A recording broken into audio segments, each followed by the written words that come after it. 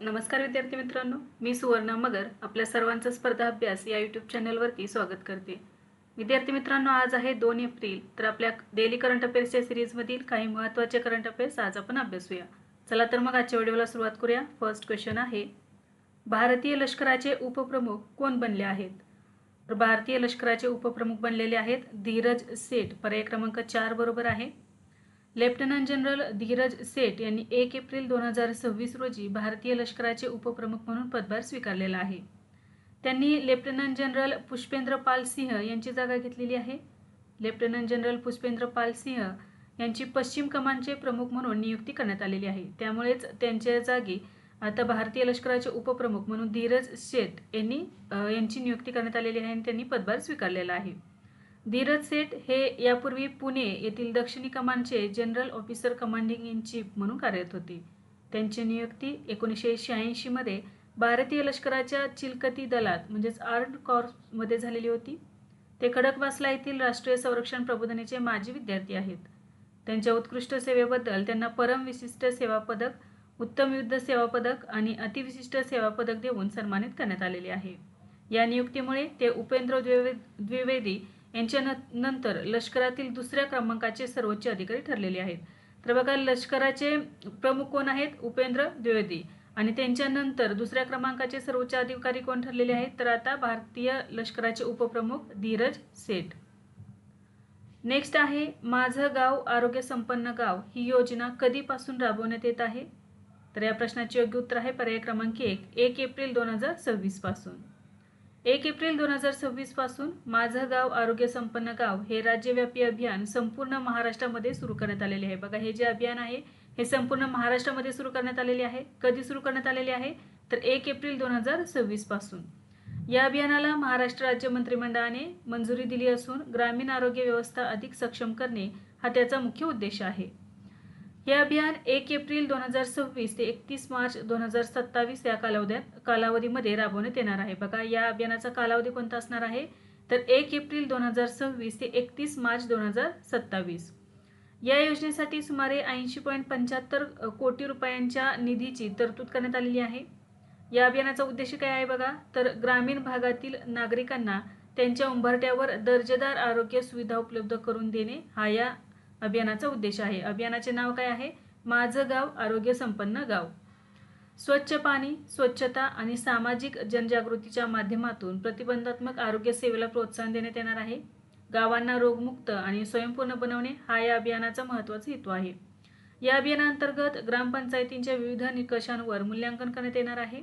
ज्या गावांना 70% अधिक गुण मिळतील त्या गावांना आरोग्य संपन्न गाव म्हणून घोषित करण्यात येणार आहे. अशा गावांना प्रमाणपत्र, स्मृतिचिन्ह आणि रोख पारितोषिक देऊन गौरवण्यात येणार आहे. तर 1 एप्रिल 2026 पासून संपूर्ण महाराष्ट्रामध्ये माझं गाव आरोग्य संपन्न गाव हे राज्यव्यापी अभियान सुरू करण्यात आलेले आहे. याचा उद्देश काय आहे? तर ग्रामीण भागातील नागरिकांना त्यांच्या उंबरठ्यावर दर्जेदार आरोग्य सुविधा उपलब्ध करून देणे. नेक्स्ट आहे, उचराल न्याम ओसर यांची कोणत्या देशाचे 35वे पंतप्रधान म्हणून नियुक्ती झाली आहे? तर या प्रश्नाचे योग्य उत्तर आहे बघा पर्याय क्रमांक 4 मंगोलिया. उचराल न्याम ओसर यांची मंगोलिया या देशाचे 35वे पंतप्रधान म्हणून नियुक्ती करण्यात आलेली आहे. 35व्या क्रमांकाचे ते पंतप्रधान ठरलेले आहेत.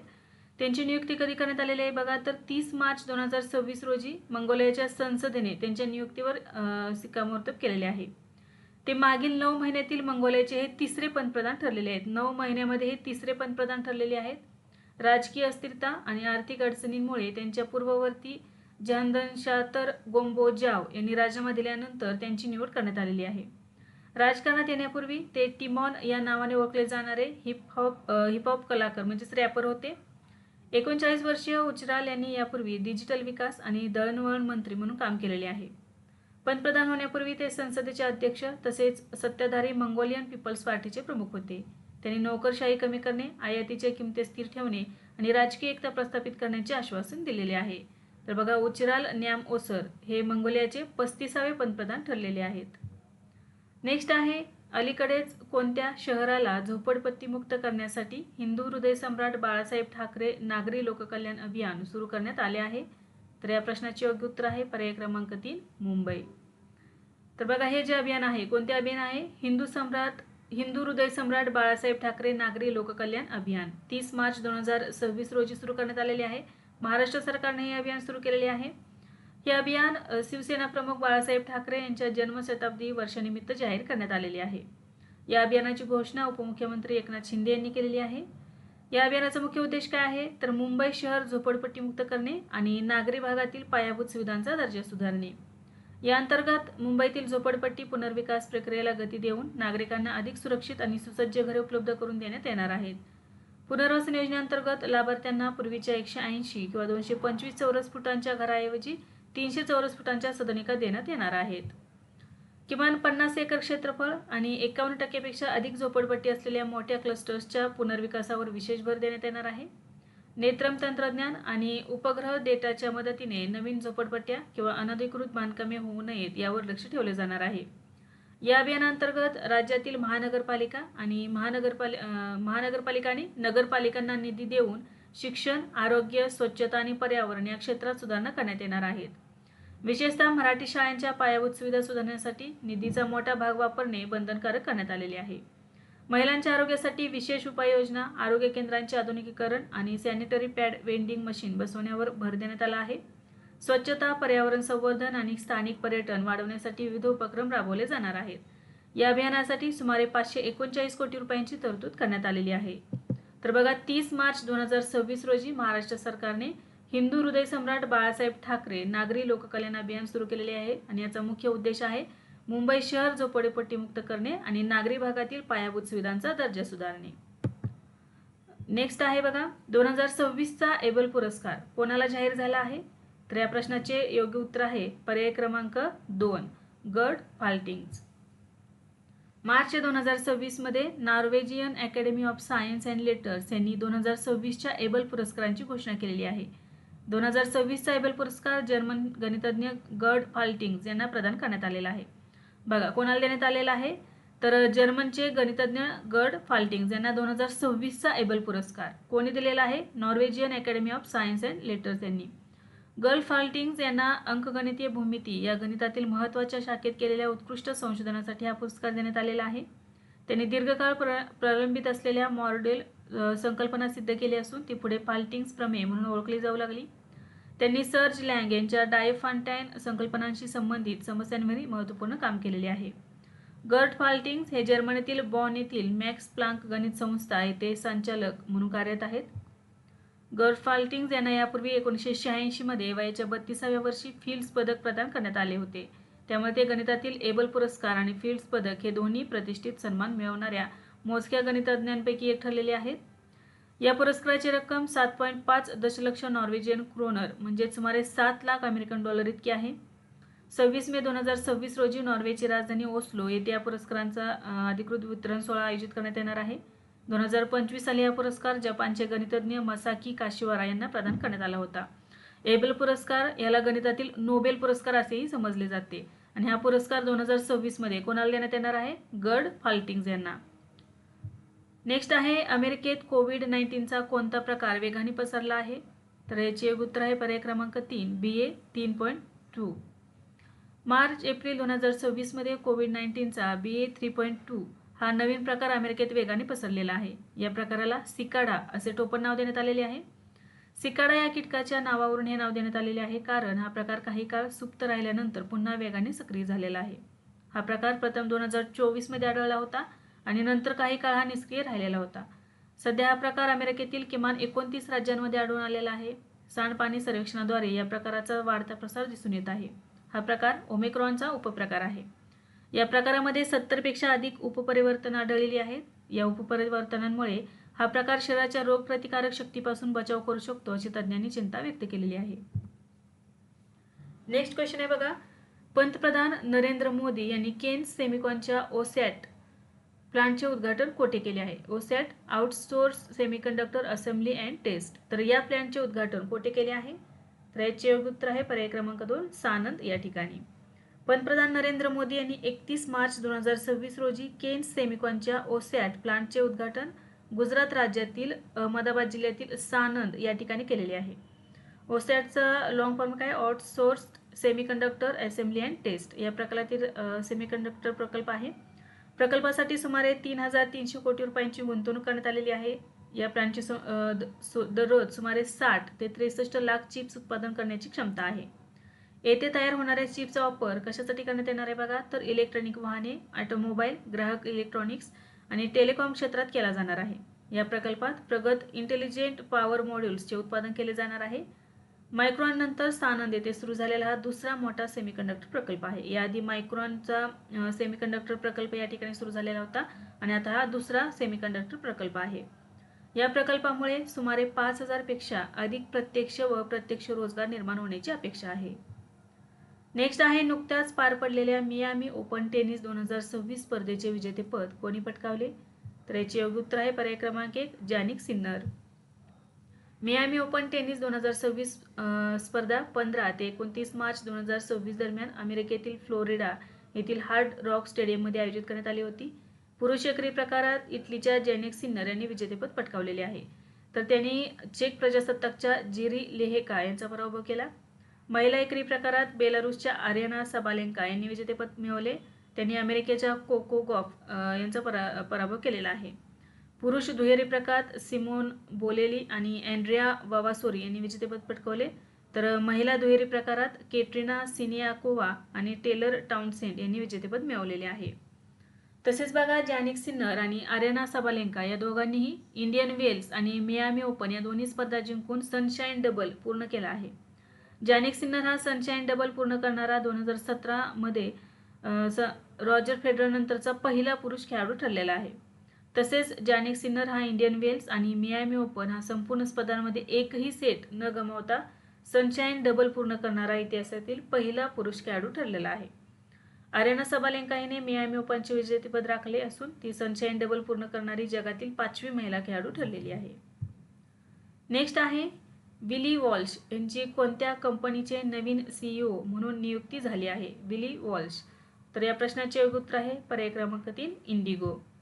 मार्च 2026 मध्ये विली वॉल्श यांची इंडिगो या भारतातील सर्वात मोठ्या विमान वाहतूक कंपनीच्या मुख्य कार्यकारी अधिकारी पदावर नियुक्ती करण्यात आलेली आहे. ते 3 ऑगस्ट 2026 रोजी किंवा त्यापूर्वी आपला पदभार स्वीकारतील. सध्या ते आंतरराष्ट्रीय हवाई वाहतूक संघटनेचे महासंचालक म्हणून कार्यरत आहेत. त्यांचा या संघटनेतील कार्यकाळ 31 जुलै 2026 रोजी संपणार आहे. त्यांनी पीटर एल्बर्स यांची जागा घेतली आहे, ज्यांनी मार्च 2026 मध्ये वैयक्तिक कारणांमुळे राजीनामा दिला होता. विली वॉल्श हे जागतिक विमान वाहतूक क्षेत्रातील अनुभवी आणि दिग्गज व्यक्तिमत्व मानले जातात. त्यांनी यापूर्वी ब्रिटिश एअरवेज आणि इंटरनॅशनल एअरलाइन्स ग्रुपचे मुख्य कार्यकारी अधिकारी म्हणून काम केलेले आहे. विली वॉल्श हे आयर्लंडचे रहिवासी आहेत. नेक्स्ट आहे, पंतप्रधान नरेंद्र मोदी यांच्या हस्ते सम्राट संप्रती संग्रहालयाचे उद्घाटन कोठे करण्यात आले आहे?